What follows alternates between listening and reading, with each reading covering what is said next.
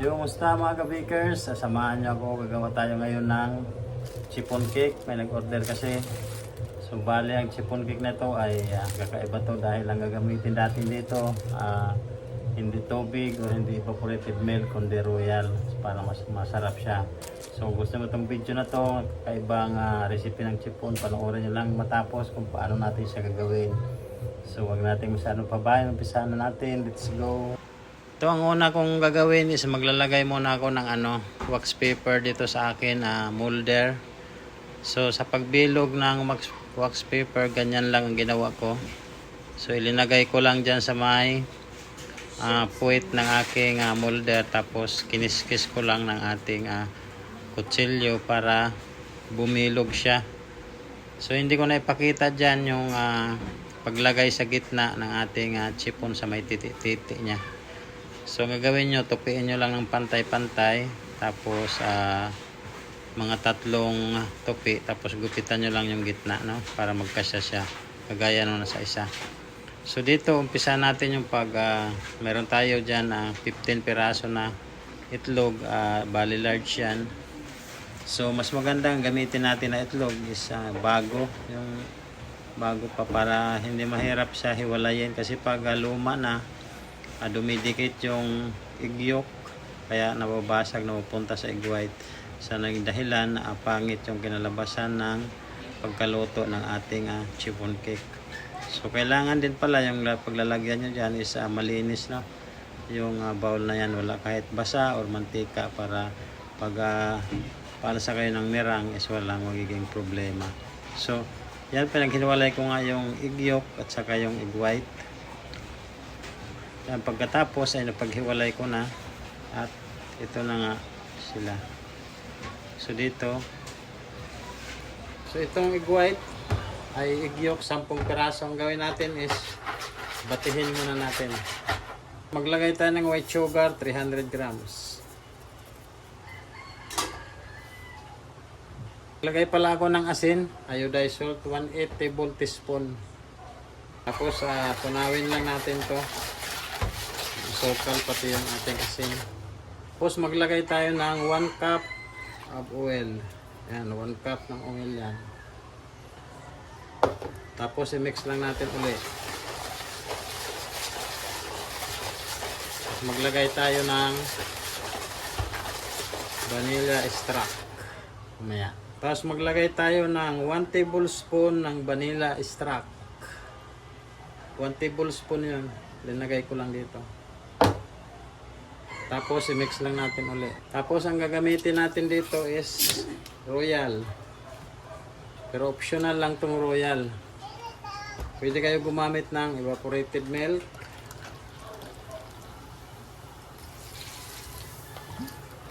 Yan, isa't 1/4. Isang cup ng 1/4. Yung isang ganito.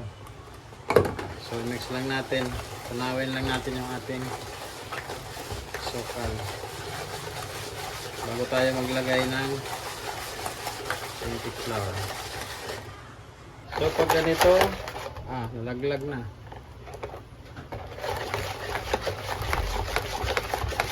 Tunaw na yung ating sokal. Yan, nalagay na tayo ng ating cake flour.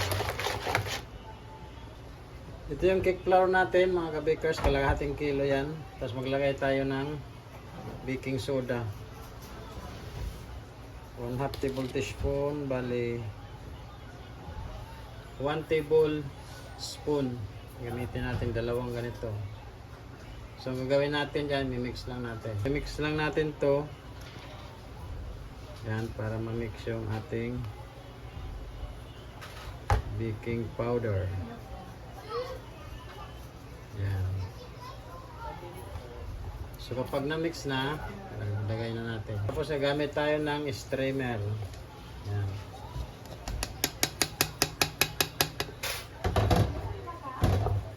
Tapos yan.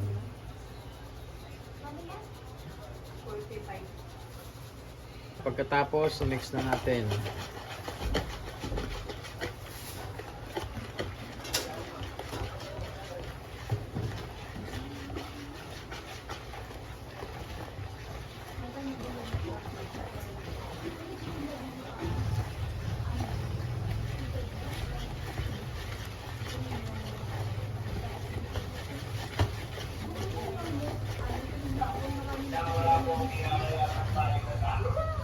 So pag ganito na, ay smooth na siya, wala nang buo-buo. Wala nang makita na buo-buo dyan na harina.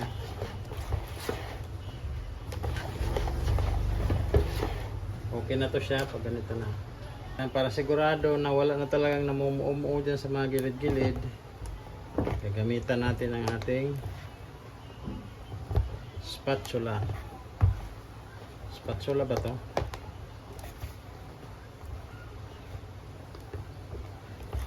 Halukayin natin yung ilalim.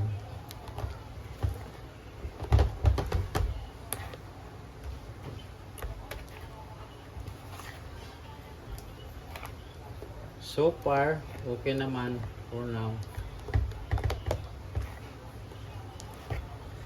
So, ayan.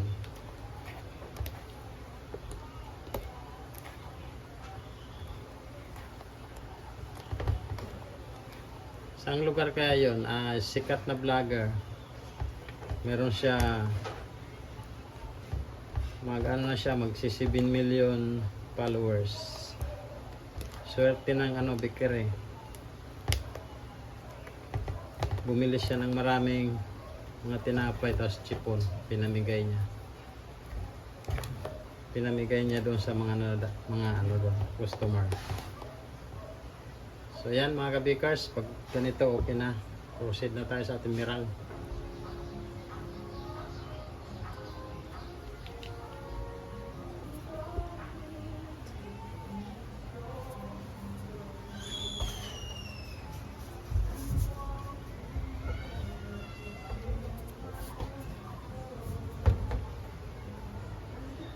Yan, after 5 segundo, ito na ang ating mirang. So, lagay na natin dito. Ulit ko, paglagay ng asukal nito, ang asukal nito is 300 grams. Bali 3 pieces ko siya ilinagay. So, ilagay na natin dito.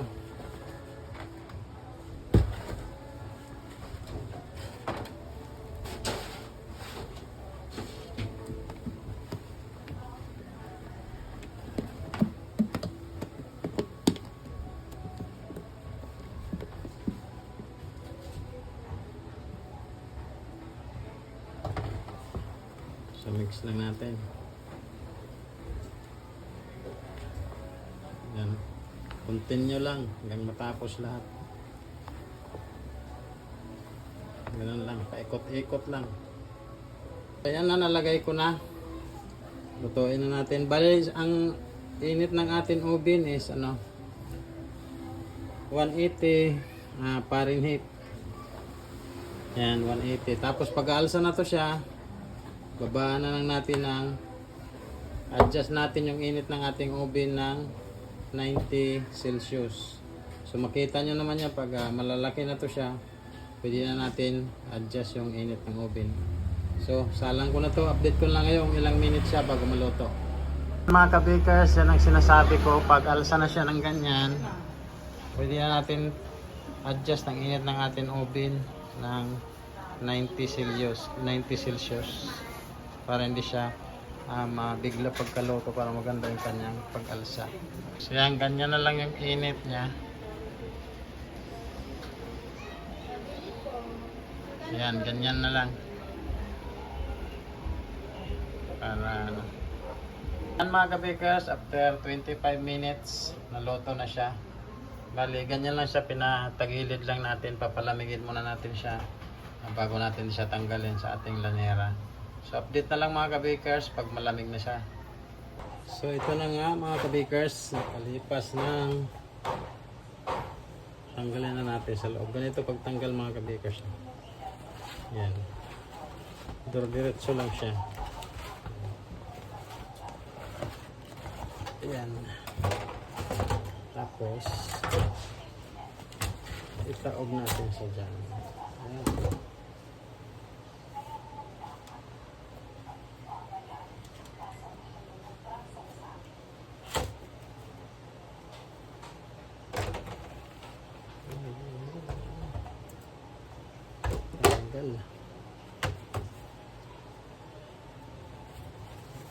So ayan na ang ating chiffon, kalambot.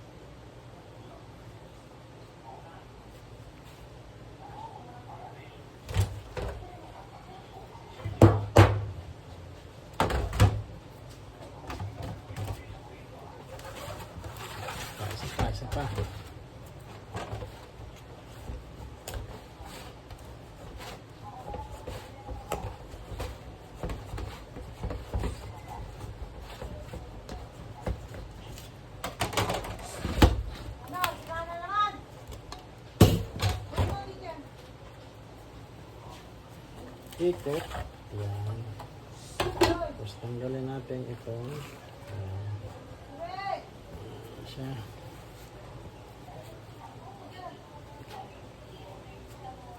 Tanggalin na yung mga gilid. At ito na ang ating chiffon.